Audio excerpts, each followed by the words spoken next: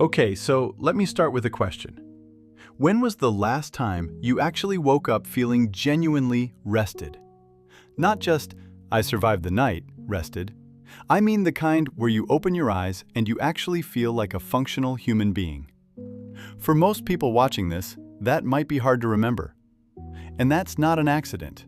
And it's not just because modern life is stressful or because your bedroom isn't dark enough. The real answer goes much deeper than that, and it starts with something called adenosine. Adenosine is a chemical that your brain produces naturally, constantly, while you're awake. Every single hour you're conscious, adenosine is building up in your brain like a slow tide coming in. And the more it accumulates, the more your brain starts signaling it's time to sleep. Scientists actually call this sleep pressure, and it's one of two major systems controlling your sleep cycle. Think of it like a sand timer. The longer you're awake, the more sand piles up, and eventually your body just demands a reset. Now, here's where it gets really interesting. You've probably heard of the sleep-wake cycle, right? The circadian rhythm? That's the second system. Your body's internal 24-hour clock, tied to light and darkness. So you've got these two forces working together, adenosine building pressure from below, and your circadian rhythm guiding timing from above. When both of them align perfectly, you fall asleep easily. You sleep deeply. You wake up refreshed. But here's the problem, and this is the part most people have completely backward. The reason you're lying awake at night often isn't because you're not tired enough. It's because these two systems have become desynchronized. And once that happens, it creates a feedback loop that keeps getting worse. Let's talk about light. Not in the generic, put your phone down way you've heard 1,000 times, but in the very specific biological way that your body is responding to it. Your circadian rhythm is regulated primarily through specialized cells in your eyes called intrinsically photosensitive retinal ganglion cells. These cells are specifically sensitive to blue wavelength light, the kind that, in nature, only exists at peak intensity around midday. When those cells detect blue light, they send a signal to your brain's master clock, a tiny region called the suprachiasmatic nucleus, saying, basically, it's noon. Stay awake. Don't release melatonin yet. Now think about what happens when you're sitting under LED lighting at 9 at night, or staring at a screen. You are flooding those cells with exactly the wrong kind of light at exactly the wrong time. Your brain genuinely cannot tell the difference between the light hitting your eyes at 10 p.m. and the afternoon sun. So it suppresses your melatonin, sometimes by up to 3 hours. Which means by the time you actually try to fall asleep, your brain hasn't even received the chemical "go to sleep now" signal yet. You're lying in bed, tired, frustrated, staring at the ceiling, and biologically, your body still thinks it's mid-afternoon.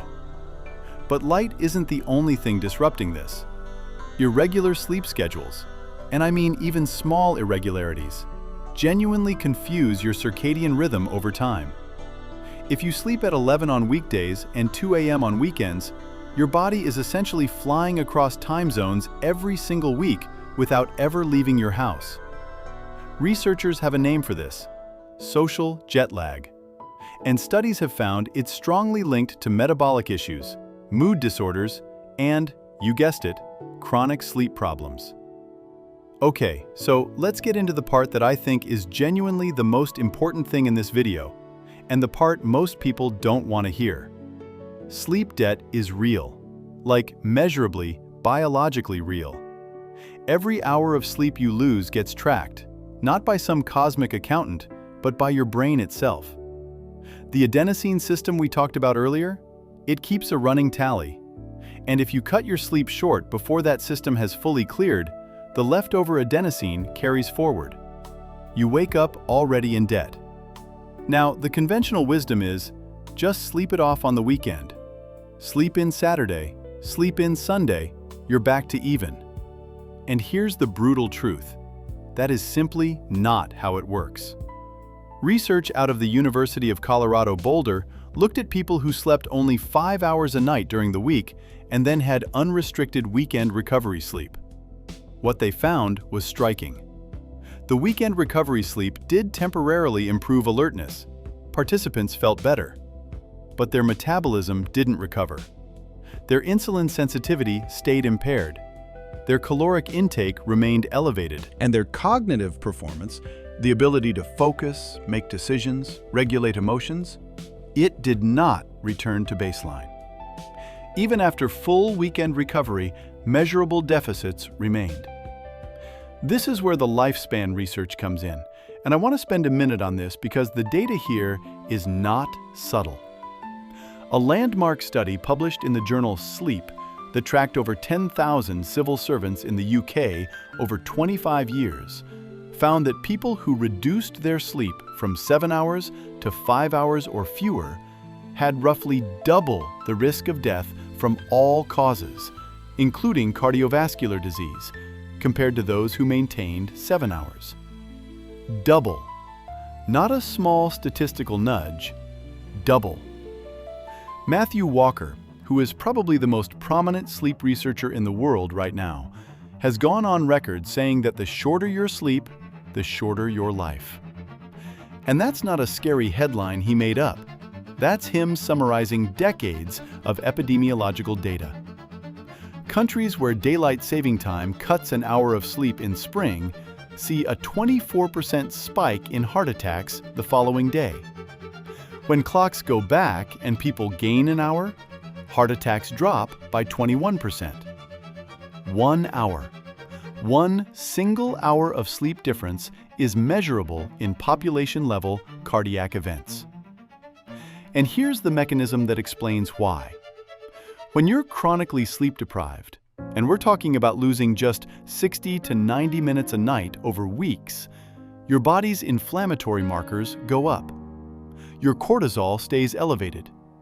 Your immune system produces fewer natural killer cells, which are the cells that identify and destroy cancerous cells and viruses. In one study, people restricted to 6 hours of sleep for a week had their immune cells, specifically the ones that fight infection, drop by 70%. 70%. From 1 week of what most people would consider a pretty normal sleep schedule. Now, here's something that I think is even more insidious than the physical health effects, and that's what chronic sleep loss does to your perception of yourself. When you're significantly sleep-deprived, your subjective sense of how impaired you are completely falls apart. People who are running on 5 or 6 hours consistently, when they're asked how alert they feel on a scale of 1 to 10, they say 7, 8. But when you objectively measure their performance on reaction time tests, sustained attention tasks, decision-making, they perform at the level of someone who is legally drunk. And they have absolutely no idea. This is called the misperception of impairment. Your prefrontal cortex, the part of your brain responsible for self-evaluation, is also one of the first regions to be compromised by sleep loss.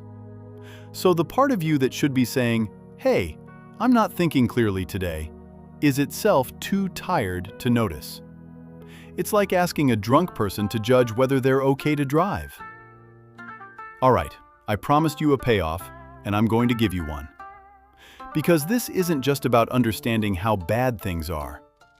Here's what the science actually says works. First, anchor your wake time. Not your bedtime, your wake time. Keep it the same every single day, including weekends. This is the single most powerful thing you can do to stabilize your circadian rhythm. Your body will begin to regulate backward from that anchor point, and over time, your natural sleepiness will begin to arrive at a consistent, appropriate time each night. Second, get outside light in the morning. Within 30 to 60 minutes of waking up, get actual sunlight in your eyes, not through a window, but outside. Even on a cloudy day, outdoor light is 10 to 50 times more intense than indoor lighting. This morning light exposure is what sets your circadian clock for the entire day. It tells your body definitively what time it is, and it sets the timer for when melatonin will be released that evening. Third, create a buffer zone before bed. Not a strict wind-down routine with 17 steps, just a 60 to 90-minute period where the lights get dimmer, the screens either go away or go to night mode, and your environment signals, this is the transition to sleep. Your nervous system needs a landing strip. It can't go from full acceleration to shutdown instantly. Fourth, understand that sleep is not laziness. This is the cultural one, and it might be the hardest. We have been trained to treat sleep as optional, as something we can trade for productivity. The research is clear. You are not more productive on less sleep. You feel like you are, but your output, your creativity, your decision quality, it all degrades. Protecting your sleep is protecting your performance. And here's the hopeful part. The brain is remarkably resilient. You may not be able to fully pay back years of sleep debt, but the research does show that even a few weeks of consistent, adequate sleep begins to restore immune function, reduce inflammation, improve emotional regulation, and sharpen cognitive performance. It's not too late to start, but it does require treating sleep as the non-negotiable biological necessity it actually is. I want to leave you with this thought. We spend enormous time and money optimizing what we eat, how we exercise, what supplements we take, and those things matter. But sleep is the foundation that all of those things sit on. If you're not sleeping adequately, your body can't properly use the nutrition you're giving it. Your muscles can't repair from your workouts. Your immune system can't do its job. Your brain can't consolidate what you've learned or process what you've experienced. Sleep isn't the thing you do when you've finished living your life. It's literally the process through which your brain and body sustain the ability to live it. If this video genuinely changed how you're thinking about sleep, even a little, that's exactly the kind of content I'm going to keep making. I dig into the actual science behind the things that affect your health in ways most people have never heard explained this way. If you're not subscribed yet, hit that button, because the next few videos I have lined up go even deeper into the biology of things most people assume are just normal parts of aging and daily life. They're not, and I think you're going to want to know. See you in the next one.